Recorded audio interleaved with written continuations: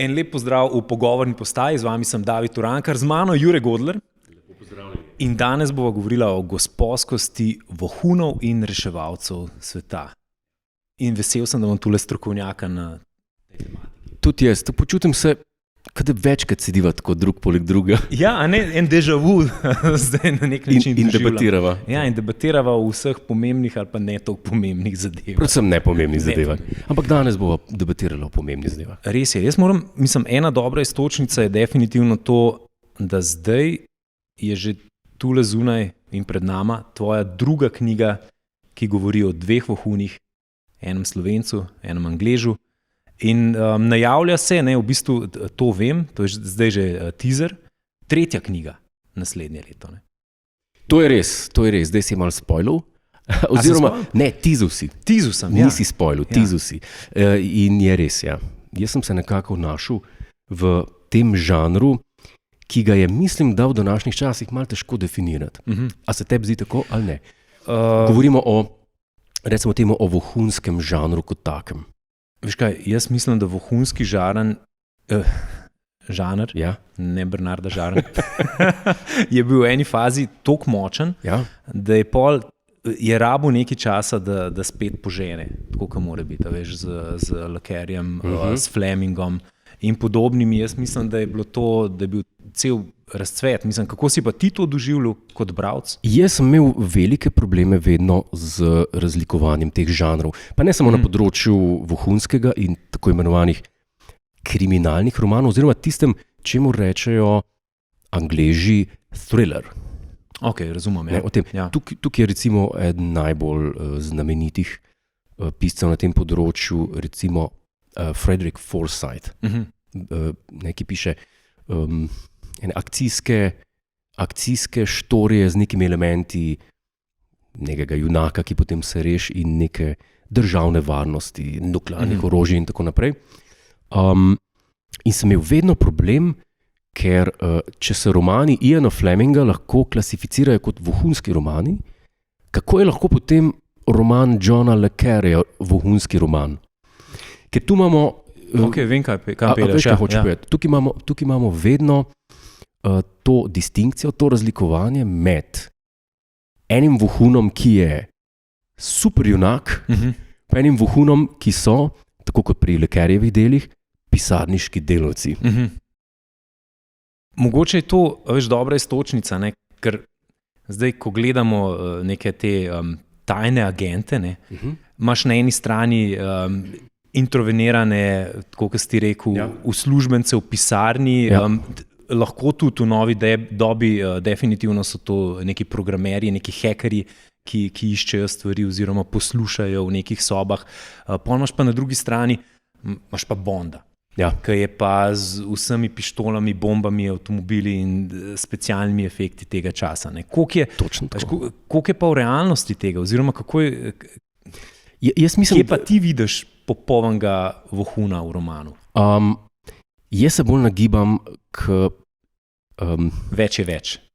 Ja, meni je bolj pri srcu recimo James Bond in njemu podobni, recimo temu junaki večji od življenja, larger than life, če se lahko tako izrazim, ker globoko verjamem, da če imaš junaka, vohuna, ki je super junak, je enako knjiga avantura. Če imaš pa ti vohuna, ki je pisarniški delavec, je pa enako knjiga politika. To so Le Carrejevi deli. Mene je vedno privlačil James Bond, zaradi tega, ker je bil skriran na način neverodostojnosti. Zlikovci v tem filmu, to so zame avanturistični romani, ne vohunski romani. Ja, in tudi on je prikazan tako, da vsi moški hočemo biti James Bond, vse ženske si želijo Jamesa Bonda. Tako. In potem so prišli filmi, seveda, in so z tega naredili, so zapeljali to celo James Bond sago, ji vlili novega življenja, seveda, ampak jo zapeljali v nek simbol tega, kar si rekel, točno tega. Vsi moški si želijo, vsi ženske se ga hočejo, hitri avtomobili, pijača in tako naprej, eksotične lokacije. Ena umestna, zdaj le z glave. A je lahko žvižgačica vohun. In kako bi se to bralo, a veš? Jaz mislim, Chelsea Manning, recimo. Si predstavljaš vohunsko zbirko, Fleming piše o Chelsea Manning, o vojaku, ki je postal žvižgač, ki je postal ženska. Jaz mislim, da je... To se ne bi tako slabo bralo, ampak ne bi bilo pa toliko teh bomb in streljanja in reševanja in skakanja z letala in podobnih stvari. Tako kot so dela Johna Le Carreja, ki spadajo v vohunski žanr, v bistvu politična dela. Okay, ja. To je zakoreninjeno. Ja, so tudi ideje noter, ja, definitivno. Absolutno. To so, recimo njegovi liki so, če imaš ti super junaka od agenta, te ne zanima veliko te zanima njegova preteklost, seveda marsikaj te zanima v zvezi z njem in to tudi zveš v zvezi z njem. Čeprav Fleming se je to naučil v svojih James Bond romanih šele kasneje, bi rekel nekako pri Dr. No, ki je na začetku, ki Bond čaka na letališču, mislim, da iz Miamija gre, ali gre v Miami, ne vem, se sprašuje samo o sebi in o svojem življenju. Pa kaj jaz delam, mislim, da reče, ubijam ljudi, breme se začne zlivati na njega, ampak to breme je izključno povezano s tem, da mora nekoga ubiti. Medtem ko Le Carrejevi liki in te njegovi špioni, te njegovi špicli in tako naprej, se pa z globimi temami ukvarjajo, se pravi tema izdajstva, tema globokih lastnih verovanj v luči tega posla svojega in tako naprej. In to je tudi prisotno pri delih recimo Grahama Greena, britanskega pisca, ali pa Evelyn Waugha. Imaš ljudi, ki jih venomer na misijah spremlja ali globoka krivda ali vzgoja pomešana s tem, ki je v življenju pristal in tako naprej. In tisto so globoke psihološke študije, medtem ko James Bond, pa upam, da tudi moji romani, so pa čista avantura. Za razliko od tega. Zdaj moramo malo razložiti, ne? Se pravi, v tvojih romanih sta glavna vohuna Spencer, ja. Pa agent Novak. Tako. In one dva bolj ali manj posrečeno rešujeta v prvem delu, se to lahko izdava, v prvem delu Absolutno. Slovenijo, Tako. V drugem delu gre to malo širše. Yes. V tretjem delu bo šla pa Galaksija, si predstavljam. Jaz me spomnil na tega pevca slovenskega, Mikija. On je poznan po svetu in širše. Ki je rekel, nastopam po Sloveniji in širše. V glavnem, jaz sem hotel, dolg časa nazaj se mi je utrnila ideja hotel sem napisati roman, ki bi imel neke korenine v realnem svetu, se pravi, ne vem, nekako sem si sebe predstavljal, če bi se znašel kot agent ali pa če bi se odločil v življenju, da bom delal v obveščevalnih vodah. Ne? Je tudi par prigod bojda resničnih. Ja, ampak to je vse reciklirano, sublimirano, pretočeno in destilirano. In potem kasneje prirejeno na lika. To idejo sem dobil, da bi začel pisati pomešano z realnostjo, ampak še vedno si predstavljam nekoga, ki se odloči za obveščevalno službo in ima neverjetno potrebo izživljati fantazije bondovske. In potem sem ustvaril ta dva lika. Spencer je agent iz Londona, ki je bil poslan v Slovenijo na izmenjavo in tukaj mu je bil dodeljen slovenski partner Filip Novak in le-ta ga poduči o slovenskih šegah in navadah. Pač pitje prekomerno ima marsikater plan uniči. In to je bilo nekako, hotel sem biti v neki meji realnosti. Recimo Austin Powers, to so filmi, ki jih imam zelo rad. Austin Powers, Gola pištola. Tako. To je v bistvu ta mood, oziroma s takšnim feelingom bi šel, če gre s takšnim feelingom bralec brati, jaz mislim, da je to zelo zabavno branje. Tako da jaz sem prebral in moram reči, da zelo priporočam. Hvala lepa.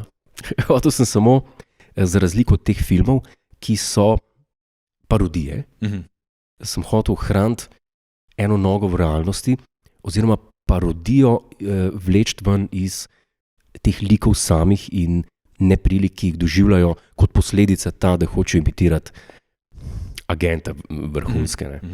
Ampak to je mogoče bolj v Casino Banal, v prvem romanu, v drugem sem pa mogoče hotel malo bolj politično pomešati o vsebino samo z enim stilom, ki je mogoče mestoma bližji Johnu le Carreju, oziroma vprašanja, ki jih zastavljam, so bližji izdajstvu in tako naprej. Dočim Casino Banal je samo akcijski galop na poti reševanja Slovenije. Vemo, da avtorji velikokrat date sebe v kakšnega izmed likov, kjer si bolj ti, Spencer ali Filip? Straight down the middle. Ne, res si razdeljene osebnosti. Ja, 50-50. V bistvu to gre za eno osebo, ne, ki se nahaja v dveh telesih. Sorodni duši, recimo temu. Tema prijateljstva se mi zdi zelo zanimiva, ker se vedno lahko približuješ dilemam, sploh v tem poslu, obveščevalnem in to, dilemam, ki so povezane s temu, da pa pride na preizkušnjo zvestoba tvoja. A je ona povezana oziroma a je bolj naklonjena prijateljstvu ali službi, ki jo ima. To se mi zdi... Ko moraš tako kot slavni, pa ni bil vohun, ampak pa je bil tajni agent Jack Bauer, ki se je mogel vedno odločiti med osebo, ki jo ljubi, in med državo oziroma svetom. Serija 24 se mi zdi veliko bližje Flemingovem stilu in James Bondu, ali to, ker gre za enega agenta, ki rešuje svet. Ja, ok.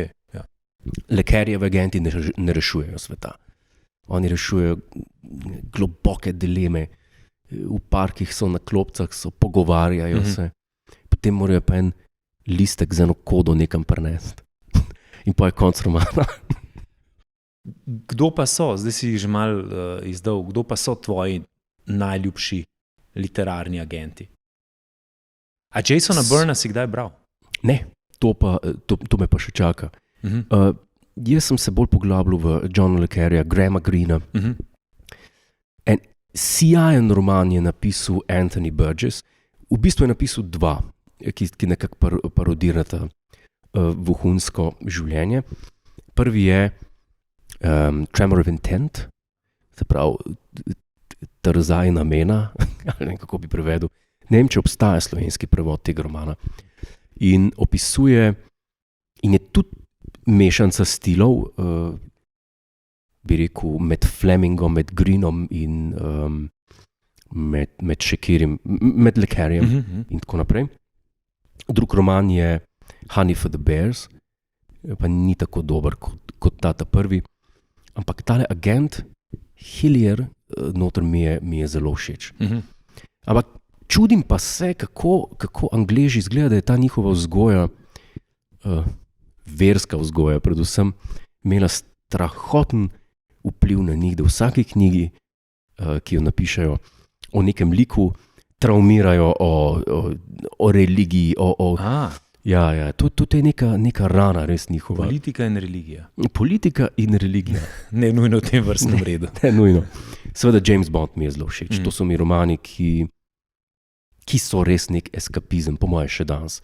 Morava pa povedati, da nisi ti študiral sam literarnih vohunov. Ne? Ja. Si naštudiral, mislim, da do potankosti, in to te zanima tudi na splošno vohuni. Ne? Tako. Ja, seveda. Zelo me zanima, kako je to nastalo, obveščevalne službe in to njihova potreba. In kdo je pa tukaj tvoj najljubši? Ja, bo po moje kar ta prvi. Kilby? Oziroma Kim Philby. Kim Philby. In to naj pa po moje zdaj pripelje do gospodskosti. Ali so vohuni gospodje? A so gospodje? Gentlemani. Gentlemani. Največji izdajalec britanskega naroda na tem področju je bil Kim Philby. Kim Philby je bil del enih kolegov, ki so bili na Cambridgeu, ali so bili na Oxfordu. Ne, na Cambridgeu so bili. Na eni od priznanih angleških univerz. Tako. In to so ljudje, ki so se v študentskih letih zelo navdušili za komunizem. In MI6, britanska obveščevalna služba, pa MI5 tudi, je pa v tistih časih zelo rada rekrutirala mlade diplomante, kot so iz Oxforda. Mlade intelektualce. Mlade intelektualce, tako, ljudi, ki se spoznajo, ki so se spoznali na jezike, ki so bili dobri matematiki, ker to so vse vrline, ki so jim zelo prav prišle, ko je bila res, recimo temu, najtemnejša ura Evrope, drugo svetovno vojno. Ne? In parkrat so se malo zaribali in so najeli napačne ljudi. Ne? In to je bilo 5 vohunov, ki so curljali podatke Rusiji.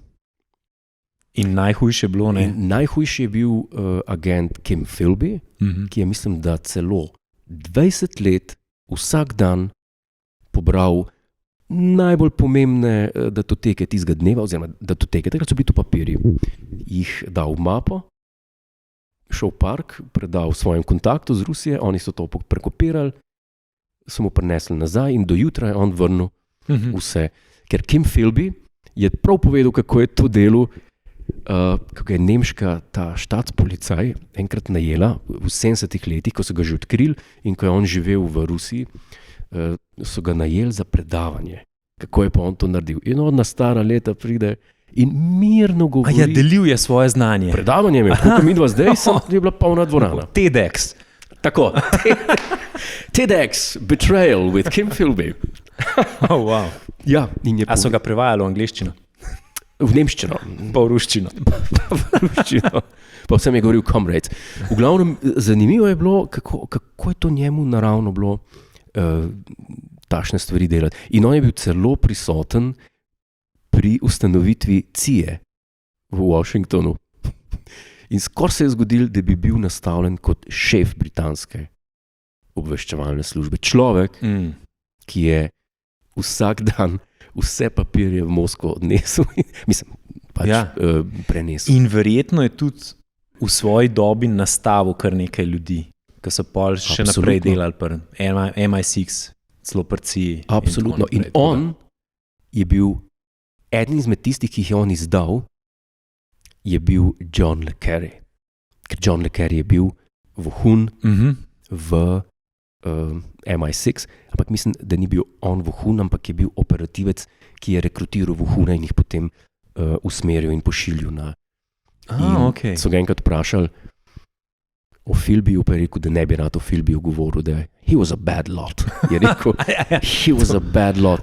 To pa je gospodsko. Ja. Da ne obrekuješ, da tudi če imaš o nekom slabo mnenje, rečeš. Ja.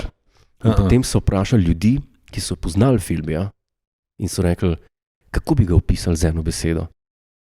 In vsak izmed njih, pa niso bili v isti sobi, vsi so rekli, Philby je bil pa gospod. To je bil pa človek, v čigar družbi si je človek vedno želel biti.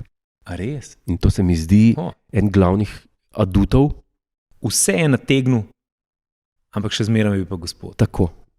In to se mi zdi fascinantno. Tako kot Anthony Blunt. To je bil tudi eden od teh agentov, ki je potem, še potem, ko so ga odkrili, mislim, da delal v Kraljičini galeriji kot ta glavni kustos. Niso pustili, da bi to ven prišlo.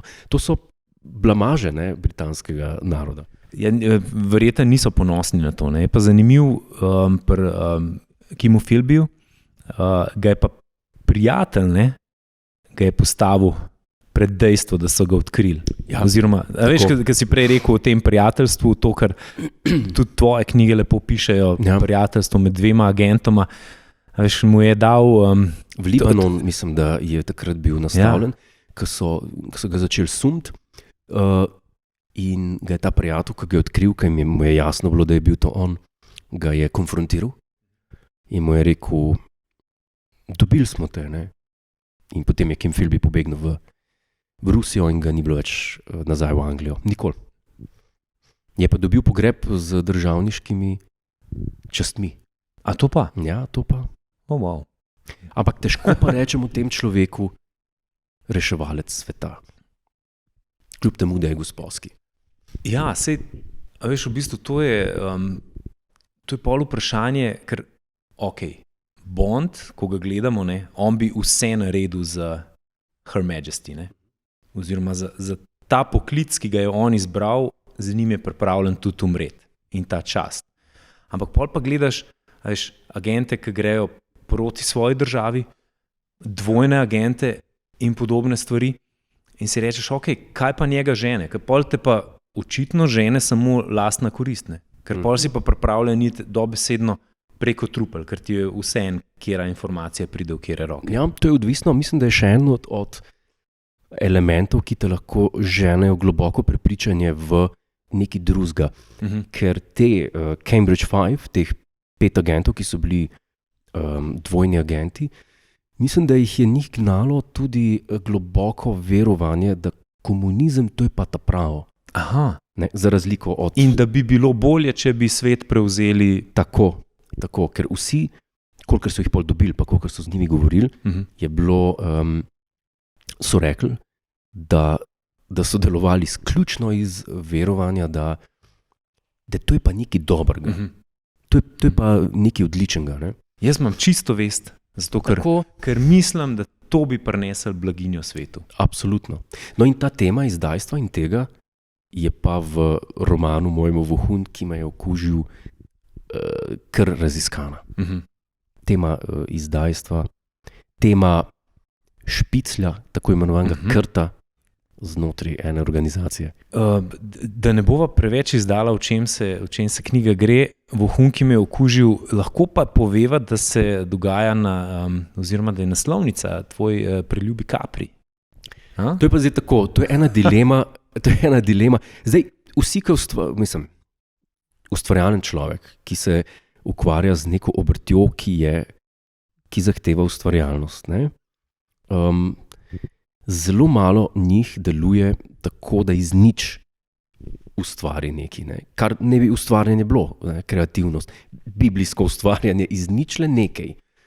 Ampak vse nas nekaj navdušuje, kar bi radi emulirali. Ne? Vsak najstniški rock band hoče nekoga emulirati. Definitivno. Ne, ja.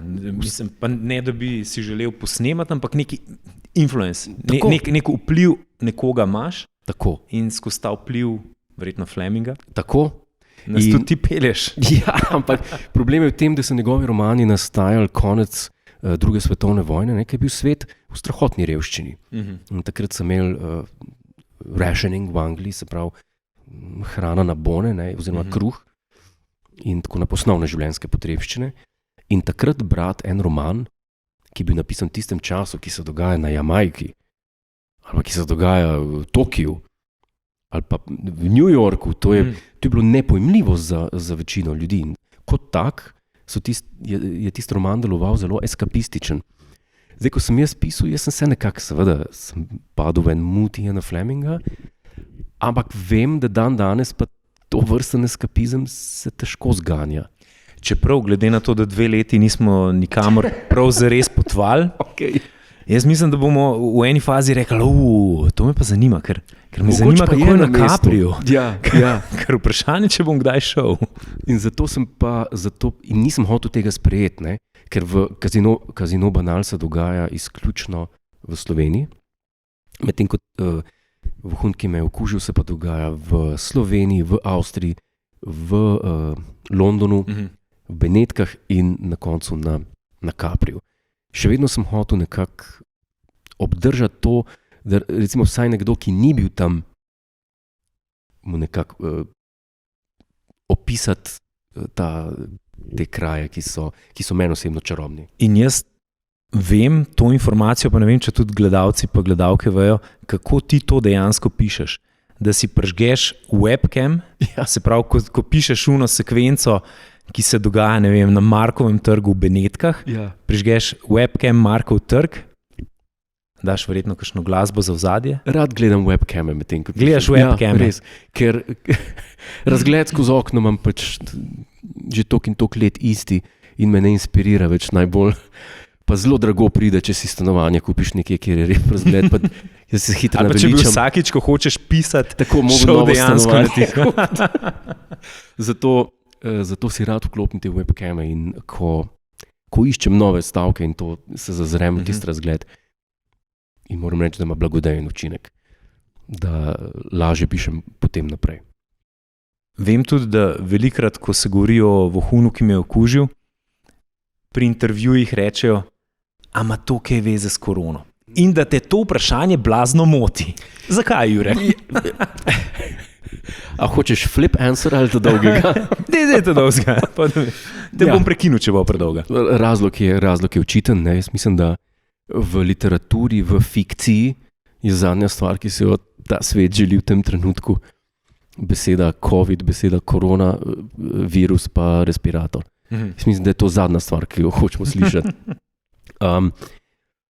Ne bom nič izdal, ampak v odgovor na vprašanje knjiga ne govori o koroni, o koronavirusu, o epidemiji in tako naprej in tako dalje. Naslov se mi je pa zdel zelo primeren in je povezan z enim detajlom v zgodbi, pa spet ne smem izdati. Ne? Ker ne govori pa o koroni, da ne bi to Je pa bil en Bond vohun, ki me je ljubil, ne? Tako da je lepa igra besed. Tako pa film Vohun, ki me je nategnil. Tudi? Je pa smešno. Ja. Je pa tudi, mislim, da je Fleming bil prvi, ki je napisal roman Vohun, ki me je ljubil. The Spy Who Loved Me. In mislim, da je 2 leti zatem, če se ne motim, pa John le Carré napisal The Spy Who Came from the Cold. Lepo se bere Vohun, ki se mu je nekaj pripetilo. V samem naslovu je že nekaj, ki obeta. Če daš samo naslov GoldenEye, ja. Vsi sanjajo. Ja. Ne veš, je to človek, je to kraj. Tako. Kaj to je? Ja, maček, ja. Pištola. Karkoli. Karkoli. Pa tudi na naslovnici se vidi en najbolj prominentnih arhitekturnih lepot tega sveta. Casa Malaparte na Capriu, to je ena moderna hiša, ki jo je dal zgraditi Curzio Malaparte, to je italijanski pesnik, pisec, režiser, ne vem kaj vse bil. In tam se dogaja tudi dobršen del zgodbe in se mi zdi res eksotična lokacija za eno tako napeto zgodbo. No, upam, da mi je ratala in nad odzivi sem navdušen. Odzivi so dobri, jaz moram še enkrat pohvaliti. Za konec pa še rekel, jaz moram še enkrat prebrati. Čez kakšne pol leta. Da si obudim zgodbo za konec trilogije. Še zadnje vprašanje. Če bi bil tajni agent, kjer bi bil tvoj special gadget? Pa lahko greš od rive, Astona, ure, pištole, you name it. Ja, če bi si mogel nekaj izbrati. Za eno stvar odločiti. Bi bil verjetno Aston Martin, DB5, ampak tale iz No Time to Die. Ker je naloadan z vsemi gadgeti še iz Connorjevih časov, ker vmes je bil enkrat, mu je nekaj manjkalo, vmes pa ni bil čisti spraven, no ta je bil pa čist, ker je tudi uvodna scena, tisti pregon po materiji, se mi zdi najboljši James Bond prizor oziroma pre-title sequence od vseh 25 filmov. Definitivno ta materija je, mislim, ko sem jaz gledal ta prizor, sem rekel, ok, to je moj naslednji dopust. Yep. Definitivno. A so filmi delajo pravico tajnim vohunom iz literature? Nikakor. Ne? Če govorimo o filmi James Bonda. Ker nevarnost je pri takih likih, ki so večji od življenja, da zelo hitro začnejo sami sebe parodirati. Kar se je zgodilo že z Rogerjem Moorom. Ki je bila bolj komedija po eni strani. V eni fazi je v klovna oblečen, pa tam po cirkusu skače, pa pade dol z letala. Ja, situacijska komika. Ja, to je res. ta henchman Jaws pade za njim in mu padalo gre in začne leteti kot ptič. Te pa začne v pritajni sekvenciji, si predstavljaš na materiji, kako bežita, pa igra zraven. Ne, se to mi je všeč pri Craigu kot Bondu, ne? Da je dejansko ratu malo bolj resen. Ne? Ja. Meni je, če govoriva o teh različnih tipih vohunov, je meni bolj všeč James Bond stil, kot pa stil John le Carreyjevega Georgea Smileyja, recimo. Ne, to so popolnoma različne stvari. In MI6, recimo, to vem od odzivov njihovih, niso bili zadovoljni ne z James Bondom, ne z Georgeom Smileyjem od le Carreyja. Čakaj, zdaj naslednje vprašanje, s čim so pa bili zadovoljni? S tem bojo, ko bojo brali. Okay. Hotel sem reči, z njim niso bili zadovoljni, ker je bil preveč akcijski, so rekli, tega ni. Okay. Imajo neko... Večje birokracije. Zakaj noben ne napiše, koliko papirjev na dan naredimo, pa obrnemo? George Smiley, pa tisti vohuni z le Carreyjeve, so pa rekli, a toliko žleht pa nismo, drug do drugega, ker so se izdajajo, so izdajalci in tako. Ja. No, Spencer Novak tudi nista. Rada, kaj spijeta, ampak žleht pa nista. Ne, zelo kolegijalna sta. Zelo kolegijalna in kaj še bo? Kaj še prihaja? Jure, najlepša hvala za tole debato. Hvala, David, to je bila ena taka epizoda gospodov, zelo tehnična. Ja, zelo tehnična epizoda gospodov. Poglobljena. Tako da veliko sem se spet novega naučil, kar pri tebi lahko vedno rečem. Hvala za obisk v studiu. Hvala lepa, David.